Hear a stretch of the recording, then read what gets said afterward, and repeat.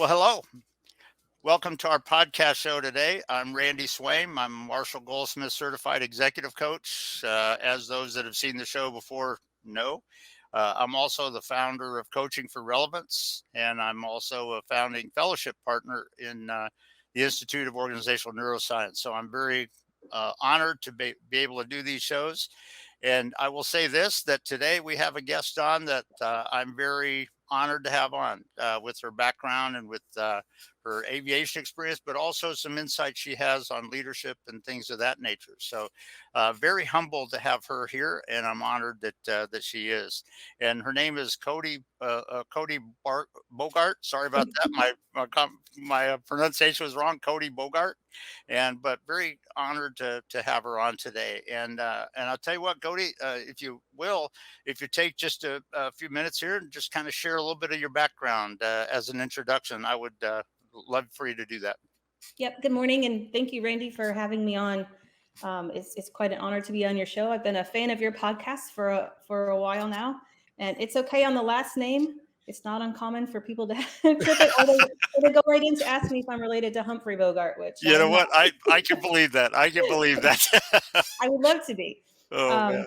but yes, my name is Kodey Bogart. I'm the CEO of KB Solutions LLC, and the company. I basically help organizations implement safety management systems. I focus on smaller operators because I think that's where a strong deficiency is. And as you said, I am a helicopter aviator.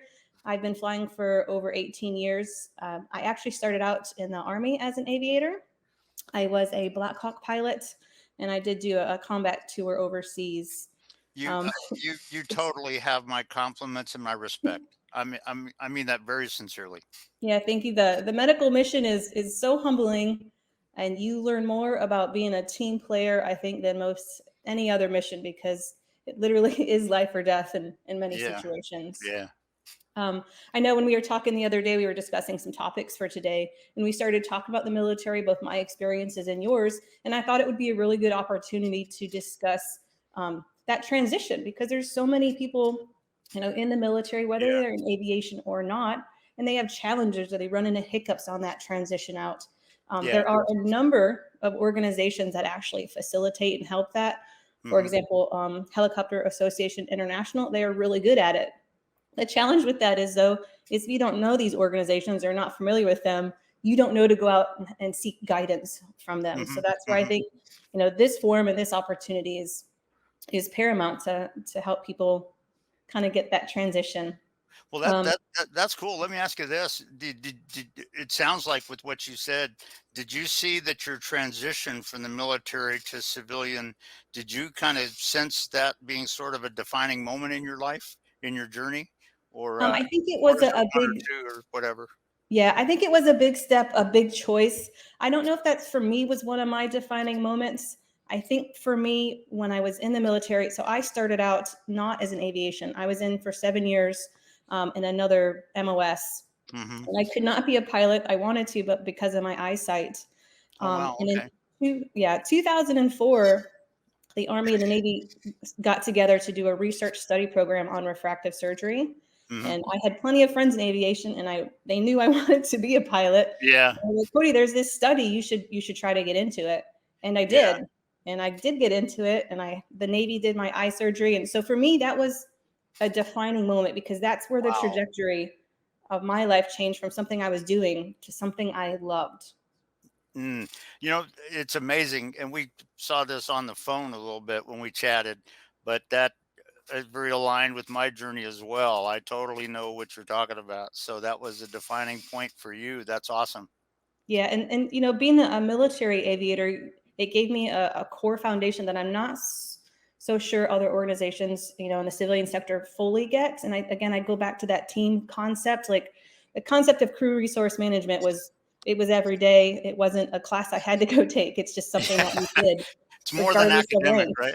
Yeah. Yeah, like I would be the pilot in command of my unit commander on a mission. So Hmm. I was telling him how things should go, and so There you go. you get that diversity, I think. You know, But it's interesting with what you just said there because if you look at that, I know one of the quotes that I've posted, uh, it comes from the Navy Top Gun School. but it's the aspect of training your team to be able to function 1 inch from out of control at all times when you're not Mhm. there. And that's a good picture of it. Yeah, I think that team concept it's amazing. Hmm. Um, Hmm. when I did go to get out of the military, so I had been flying, the UH-60 Black Hawk. I did fly it in the desert. I flew it in Florida and a few other states. But every time I would try to apply for a position and I would talk to a chief pilot, first of all, I didn't really know what I was saying because I didn't know the civilian lingo. Yeah, I'm sure understand. my resume was like very bleak because I was always told to keep it really simple, keep it small, not say a lot. So I didn't. So Yeah, I don't think I really sold myself like the true aviator I am.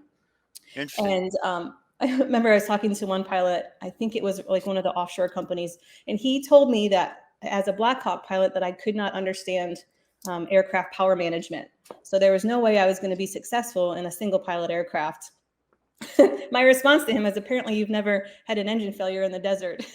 Yeah, that's right. It's That's pretty right. much a controlled descent to the surface. Yeah. Um, but once I moved past that, I actually, through networking and through just communicating with friends, Hmm. I was put in contact with a gentleman who did business development for one of the world's largest civilian flight schools. Hmm. And what I decided to do was to go to this school and get my CFI, my certified, flight instructor rating, and my Right. instrument instructor rating. And Hmm. that for me was exceptionally paramount. At the same time, I came across a gentleman who was picking up an R-44 in California, and Hmm. he was flying it to Michigan for the customer. And Okay. so what I did was I bought the other seat, and that guy was an instructor, and he gave me all my sign-offs and endorsements for the Robinson on the way to Michigan. Hmm. And so, let alone going from a military pilot to now being able to fly in shorts was just a whole new concept. Not to have Yeah. a helmet, but to have a headset. It Um, it the airplane is short, but it's loud, right? yeah. And then, so now I'm at this flight school, and after I get my two ratings, I actually became a flight instructor there. Cool. And I remember the chief pilot pulling me to the side and goes, Kodey, it was so smart of you to come here to get that diversity. And so I think Yeah. this was another good point for me in my aviation career and changing for me was I just didn't limit myself to larger airframes. I was willing to go out and try the unknown. And I mean, it is unknown when I tell you I was flying a Black Hawk and the next aircraft I flew was a Schweitzer. Yeah. Yeah. Yep. 22,000 Yep. pounds to, I don't know, a little over 1,000 pounds, 1,400 pounds. Yeah. Yeah. So Yep. I was hovering at 20 feet, not 3 to 5 feet. Yeah. Yeah. So a lot of those things for me in my career, what changed for me was being willing to go into the unknown and to risk failure. And Hmm. from failures, that's what drives success because I learned Hmm. what not to do. I learned to adapt. Hmm. A lot of other things that majorly played a role for me was networking. I'm extremely social. I go Yeah. into a place and I leave knowing everybody. And, Very and good. and just because I'm in aviation doesn't mean that those connections have to be aviation related, but they Right. might be 1 degree removed from someone else who's in aviation. And Hmm. and that's what helped me get into the flight school that I was at. I just knew someone who knew someone. Yeah. Um, Going to networking events. I am a board member on the Central Florida Business Aviation Association, and I oversee our safety committee. Cool. Being able to go out and talk to our membership, to network. We have a really good young YoPro program, and we do a business and aviation day for young professionals. And just getting out and talking to people, especially now that I'm more seasoned in my Yeah. There you industry, go. Yeah. being able to talk to those who are coming up in the ranks, the younger generation, and let them know aviation is not just about being a pilot. And this is where another pivotal moment for me was at that flight school. I eventually became a chief pilot there. And then over time, I had transitioned into maintenance test pilot and being our flight safety advisor. Yeah. Now, those are two very big roles. Yes, they are. Being a Yes, maintenance they test are. pilot and, yeah, overseeing a safety program. Hmm. So I finally went to my supervisor. I said, listen, I cannot do both of these. I Hmm. love both of them, and I'm not giving them the dedication that they each need. And he's like, well, which one do you want to do? Yeah. Yeah. So I thought about it because I loved maintenance test flying, but I'm a book nerd. I love regulations. I love to read. I, Hmm. Most people might fall asleep to those. I find them interesting. Yeah. So I chose the safety realm. And then from there, like that was a key a key point for me in my life, my career, is because not only did I stay in aviation, but I found my niche in aviation, something that I could grow and progress with. Um, Wow. Cool. and from that point, I really just I dove in like head first. Any class or certification I can go through, anything where I can absorb and learn. And Mm-hmm. I don't mean just on the U.S. side, but on the YASA side or CAA or the Mm-hmm. Australian, the Nigerian Civil Authority, I would do anything that I could learn. Yeah. Yeah. Yeah, and then Yeah. um, I just keep going. So Newton says a body in motion stays in motion. And so I, Yeah. for 20 years, put off my undergrad program just because I was afraid, if you will, of calculus and statistics. Yeah. One Yeah. day I sat down, I made the determination for me to grow and progress that I needed to just get this out of the way. And then I Mhm. did. And as soon as that was done, I was like, well, I'm going to start my master's. So I started my master's in aviation safety and I graduated last June. And then I told my husband, I was You like, got my well, I got to keep compliments. going. So 2 weeks ago, I started an aviation doctorate program. Um, Cool. so those are key things, is continually learning, continually growing, and really finding your niche. Like what makes you go home at night and you're like, man, I had a good day today. Now, not every day is that way, but Yeah. a Yeah. lot of them Yeah. can be. And it's interesting when you say that, because it took me a number of years to get into what I call of the three phases of leadership development, the validation phase, kind of like a little bit about what you're talking about. And I'm Mhm. with you now. I'm kind of working on my doctorate as well too, and it can. But like you kind of implied, one of the things that I tell people is, because I've had a lot of people ask me when I'm going to retire, and I go, when I take my last breath, because I'm going to run through the tape, and it's kind of like what you're talking about. Yeah, and that's, not being able to sit still, I think, is a part of a person in aviation. Yeah, Um, we're that's used to how my moving business around started. fast. Yeah, that's how my business started, is because I Yeah. was kind of slow in some other areas, and I was like, I just can't sit still. I need to do something. And Hmm. my husband was Hmm. like, you're really good at this, and you know people who do this. And so I started my business. And I've been doing it for over 4 years, almost 5 years now. And Yeah. it's been enlightening. It's been amazing. It's been a lot of fun. You Yeah. know, Yeah.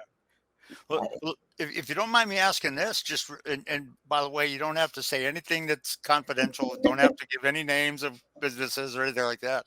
But as you look at when you're working with your clients right now, how do you see some of that experience, the lessons you learned through your journey, that growth process, that development process that you had? How do you see that kind of playing out? What are some things that in your experience with your clients that you look at it and go, you know what? They need to get better in this, in maybe some of them. yeah, Does well, I think it's anything important stand out with that? yeah, absolutely. And I think it's important to realize that when people do contact me, it's for, to look at implementing a safety system. They've already got it in the back of their mind that either it's coming down the road regulatory wise, which it is for a lot of people, Yep. but it's also that they see that they want to make a change. Or they're saying, I have some deficiencies, or even they're saying, hey, I see where things are really good, where this might be a more easier transition for me. Mhm. From my background, when I go in to speak with these organizations, right off the bat, when I speak with leadership, I let them know that I'm on their team. Right when I go into gap analysis, and analyze things or audit things, it's Yeah. it's not me just asking questions. It's not me getting into your cookies. It's me on your team trying to help all of us get better. And I think Okay. that's an important facet. That they realize I'm there for them. And I Mhm. really, that's the tone I set from the very beginning. And then as I go through, that leadership side of me kind of kicks in, and people want to know what's going on. Uh, you know, Mhm. communicating openly. Yeah, you don't have to divulge things to even the people that you're asking questions to at the time, until it comes to out briefs and things like that. But bringing them on that journey and letting them know that implementing a safety system is a journey. It is not something that's going to, start tomorrow. Some companies it takes a year to 3 years. If the safety culture in a company is really bad, it could take up to 7 years. You So know it's what? definitely a journey. Yeah, and you know what? You just brought out a really good point. If I can just kind of make a statement to it, you have my compliments on it, because when you're talking about that safety journey and you're talking about an environment, it doesn't matter whether you're in aviation or in business or whatever, that environment's going to sort of change and adapt, and people have to increase their vision Hmm. so they can see other factors coming on and be ready and proactive for what they're trying to do. and to be safe when those factors change a little bit. Yeah, And it absolutely. and it's a key insight that I heard sort of come out of some of what you were talking about. Yeah, and part of a safety management system is a process called the management of change, right? And that's involving every part of your organization, to assess it, make sure you have the right tooling if you're getting a new aircraft. What hazards does this present? But Hmm. what a key thing a lot of companies kind of miss out on is there's management of change, but there's also change management. The change management Thank side of things is th- your people. thank People you. don't like change. You have my compliments. Thank you. Yes, that's right. Yeah, people, we are lazy people. We like to stay in our comfort zone. We don't want things to change. Even if it's something bad, we're like, I don't want to mess with it because then it's something new. So there's the change of the management, and that's working with your people. Some people are going to be apprehensive about the change. Some people are going to be overly excited. Some people are going to be dismissive. But once you start incorporating those people as part of that team into that change, it makes that process much smoother. And actually leading the team, if you're the Mhm. manager, being the leader of the team, where you come into each of those people and you make it so that they all move forward together as a team. Yeah, It's absolutely. interesting, very aligned with what you just said. And in fact, one of the words that you just said, I was on a 1 hour interview that was recorded as a TV show, and it's out there published. But one of the things that I said is, if you're just simply going back to your comfort zone, which you said, Mhm. or if you're just going to superficial rote academic thoughts, you're not getting the job done. Yeah, And and it's kind of very aligned with what you've been saying. So yeah, that's key for sure. yeah, and so tying our whole conversation in, coming from a military environment to the civilian environment, it definitely is a change. Sometimes it's like we don't even know how to communicate when we come out. I do remember a coworker pulling me to the side one time, maybe a year after I got out of the military, and he's like, "Kodey, you can't talk to people that way." And I was like, "What? I have no issues talking." What I had learned about myself was I was just too direct. I was too blunt. I wasn't soft about anything. It was black and white, and I wasn't seeing the gray. And there's a Yeah. lot of noise in the gray, and that's where a lot of relationships are. We're in that gray zone with Yeah, things. yeah. And there's also some evidences of vision and pictures of Yep. possibilities in that gray Yep. that a lot of Absolutely. people miss. And you have my compliments on that. That is an awesome awareness on that. Because and yeah, when you're coming from the military, very often you have a tendency to just kind of, because things are usually time critical sometimes, Mhm. and you just have a tendency to go do this, that Yeah, kind of thing. you miss that human element. Yeah, You and know that. and and when you do, there's evidence of possibilities that sometimes you don't see, Yeah, and absolutely. so Get very blinkered. yeah, very aligned with what you just said. So yeah, that's cool. Well, I tell you what, I know we're coming up on about 20 minutes and stuff, but let me just take the last few minutes here. First of all, I just so appreciate what you brought today, and I know we've had some conversations about maybe doing another show in the future, and I would welcome that for you. But um, let me just say this, because I know we got maybe about 5 minutes left. What are some of the things that, as people listen to this and they go away today, what are a couple of those kind of key insights that you want to pass on to them and you want them to take away from today? Yeah, absolutely. And I'm glad you asked that question. So, for me, especially if it's someone who's transitioning out of the military or any young professional in the industry who's looking to grow, it's networking, being social, interacting with people, even if it's outside of your comfort zone, is crucial because you really never know what you're going to find. Um, Hmm. believing in yourself and not doubting yourself and being afraid of not being afraid of the unknown is very important. But I've always lived with this motto Hmm. my entire life. It's worked for me, and that is pain is temporary, contentment is a lifetime. So sometimes Cool. there's things that you have to do that are challenging. And I don't mean like pain in a bad way, but just a challenge or a fear that I'm afraid to make that leap. But after you make that leap, that's where the success is. Um, I came across something that my pastor said the other day too. Cool. And Cool.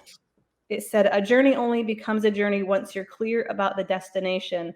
Otherwise, it's just aimless wandering. I love what one guy said. If you don't know where you're going, you're going to hit it every time. I mean, it's like And what are you Yeah. hitting? I don't know, kind of thing. But and with what you just said, and this from the military background, when you're in a gray or a changing or a challenging situation in combat, you Mhm. always had to be comfortable so that you could process, assess, and make the right decisions in the Correct. midst of the battle. And Yep. that's what a lot of that's in the military is something that we've gotten, but it's something that people in any area sort of need. It's very aligned with what you're saying. Yeah. Adapt and overcome. There you go. There you go. And I'll kind of leave this with you too.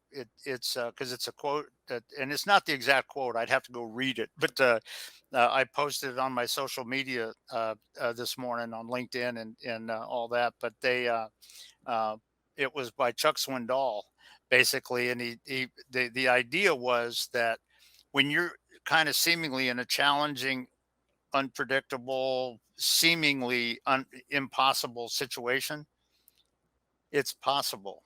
Yep. It can be radically amazing when it doesn't look like it up front, and that's very aligned with what you were saying there, and how you lead people and get people to a point where they can take a step forward, and that's kind of what you're saying, and you have my compliments on that.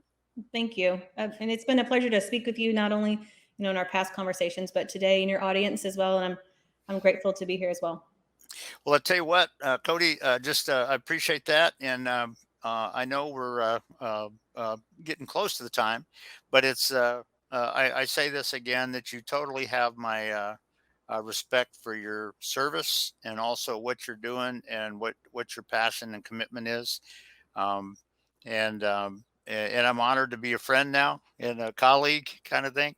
And we'll perhaps look, because I know we were talking on the phone, and there might be one or two other subjects that would be of interest in going forward. Maybe having another couple of podcasts, and I'd welcome you being on. And I hope we can stay in touch, Yeah, just absolutely. as colleagues and friends. And anything else before we sign off? No, not at all. I just wanted to say thank you. And um, I really appreciate the opportunity to not just speak with you, but your audience, and get some hanger talk out of the way and hopefully impart successful change for people. Sounds good. Well, I'll tell you what, that's what I'm about too, and I'm glad that you did. So, listen, Cody, we'll go ahead and kind of sign off, and I wish you an awesome day and the rest of the week, and we'll definitely look forward to communicating again at the next time. Roger, thank you. Bye, everybody. Bye bye.